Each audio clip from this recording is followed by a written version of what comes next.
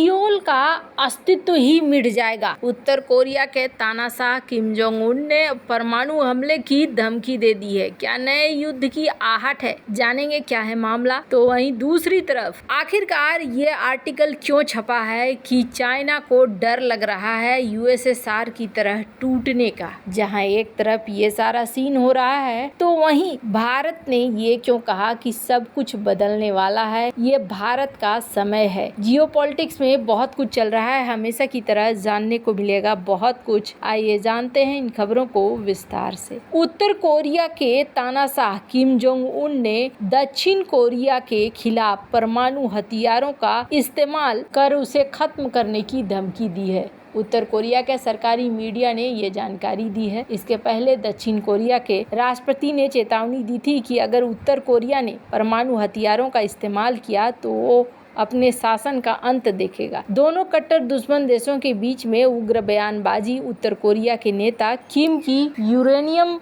संवर्धन दौरा के कुछ ही समय बाद आई है। उत्तर कोरिया की सरकारी न्यूज एजेंसी KCNA के अनुसार बुधवार को देश के पश्चिमी हिस्से में एक सैन्य अड्डे का दौरा करते हुए किम ने कहा कि अगर दक्षिण कोरिया उत्तर कोरिया की संप्रभुता का अतिक्रमण करता है तो प्योंगयांग बिना किसी संकोच के पूरी ताकत से हमला करेगा, जिसमें परमाणु हथियार भी शामिल है। किम ने कहा कि अगर ऐसी स्थिति आती है तो सियोल और कोरिया गणराज्य का अस्थायी अस्तित्व असंभव हो जाएगा। इस साल कोरियाई प्रायद्वीप के दोनों देशों के बीच दुश्मनी बढ़ती जा रही है। उत्तर कोरिया ने अपने परमाणु उत्पादन के प्रयासों को तेज कर दिया है और वो रूस के साथ संबंधों को मजबूत कर रहा है। इसी साल जून में रूस के राष्ट्रपति पुतिन ने 24 साल बाद उत्तर कोरिया का दौरा किया था। किम की टिप्पणी दक्षिण कोरियाई राष्ट्रपति यू सुक योल के सीधा जवाब है। मंगलवार को उत्तर कोरिया के सशस्त्र सेना दिवस की परेड के दौरान सियोल ने शक्तिशाली बैलिस्टिक मिसाइल और अन्य हथियारों का प्रदर्शन किया था। 1953 में कोरियाई युद्ध के बाद से ही उत्तर कोरिया और दक्षिण कोरिया के बीच में कोई संपर्क नहीं है। 1953 का कोरियाई युद्ध भी युद्ध विराम के साथ रुका था और इसमें शांति संधि नहीं हुई थी। इसका मतलब ये है कि तकनीकी रूप से दोनों देश अभी तक युद्ध में हैं। उत्तर कोरिया ने अपने मुख्य लक्ष्य में दक्षिण कोरिया का एकीकरण करने को शामिल किया था। हालांकि इस साल के शुरुआत में किम ने घोषणा की कि उनका देश एकीकरण के लक्ष्य का पीछा नहीं करेगा।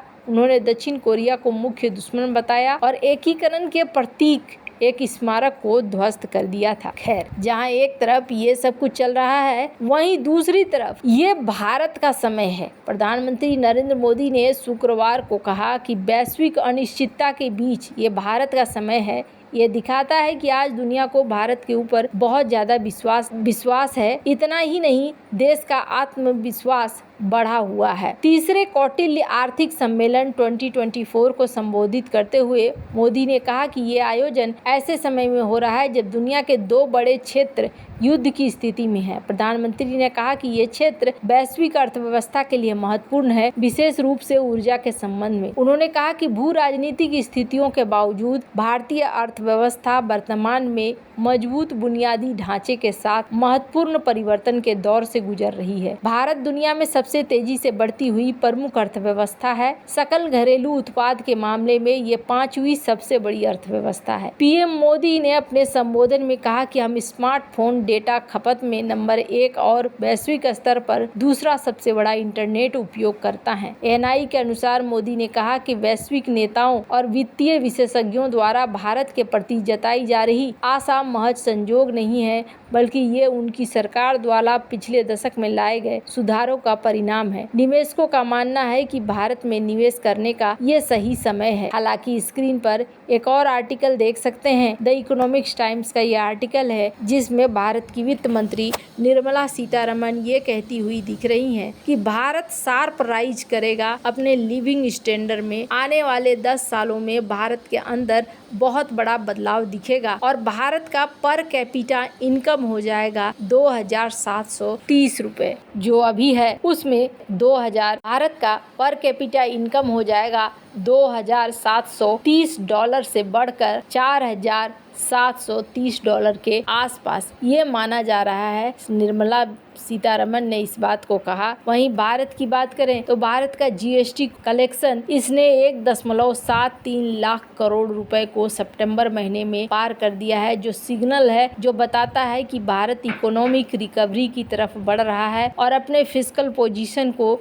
यहाँ पर मजबूत कर रहा है। यानी आने वाले समय में भारत के लिए और भारत की अर्थव्यवस्था के लिए बहुत ही बढ़िया समय है। पर इन सब के बीच में आखिर चाइना को लेकर हमने आपको अपनी पिछली खबर में बताया था कि चाइना का 75वां साल चल रहा है और शी जिनपिंग का मेन टारगेट क्या है? मेन टारगेट है अपनी इकोनॉमी को ठीक करना और इसके लिए इन्होंने अब पैसे भी लगाने शुरू कर दिए हैं और कहा जा रहा है कि शेयर मार्केट में जो उछाल दिख रहा है ये इसी का परिणाम है कि चाइना ने यहाँ खूब पैसा लगाना शुरू कर दिया है। फिर भी इसे सचमुच में अपने इकोनॉमी के लिए टर्न कर पाना इतना आसान नहीं होगा। चाइना भी एक साथ बहुत सारे काम करेगा। चाइना ये भी कोशिश करेगा कि वो ताइवान को फोर्स करे सरेंडर करने के लिए और इसके लिए साम दाम दंड भेद सब लगाएगा। स्क्रीन पर एक आर्टिकल देख सकते हैं, इसमें ये कहा जा रहा है कि ताइवान को सरेंडर कराने के लिए इकोनॉमिक तौर पर भी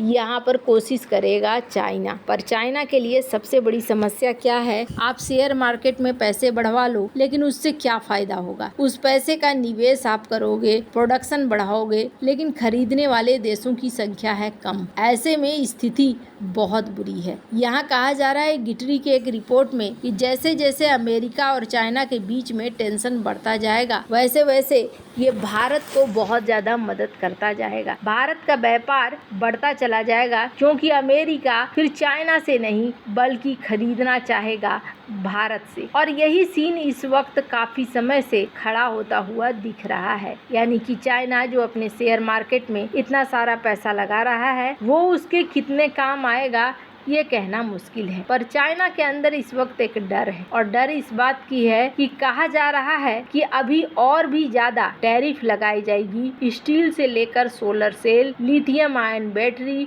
उनके पुर्जे, इलेक्ट्रिक व्हीकल, मेडिकल प्रोडक्ट्स और इस टैरिफ को 2026 तक कई चरणों में लागू किया जाएगा। अमेरिका 1 साल 2 साल नहीं बल्कि काफी लंबा सोचकर बैठा हुआ है। जिटरी का कहना है कि अमेरिका चीन ट्रेड वॉर के लंबा खींचने से भारत को निर्यात बढ़ाने और अमेरिकी कंपनियों से निवेश आकर्षित करने में मदद मिलेगी, क्योंकि अमेरिकी कंपनियां चीन से इतर एक विकल्प खोज रही हैं और अगर भारत विकल्प दिखलाता है तो इससे अच्छा क्या हो सकता है। भारत मैन्युफैक्चरिंग सेक्टर खासकर इलेक्ट्रॉनिक्स, कपड़ा और अन्य उद्योगों में अधिक निवेश कर सकता है। अब जरा सोचिए, इतना सारा पैसा चाइना ने अपना जमा पूंजी से लगाया है और उस पैसे का वो लंबा फायदा नहीं उठा पाएगा। अब चाइना को डर लग रहा है कि कहीं यूएसएसआर की तरह टूटने की बारी तो नहीं आ गई है। इस आर्टिकल में इसी बात को कहा जा रहा है कि शी जिनपिंग के रातों की नींद उड़ा रखी है इस सोच ने, जिसकी वजह से वो इकोनॉमी से लेकर हर क्षेत्र में चाइना को ग्रेट दिखलाने की कोशिश कर रहे हैं। वैसे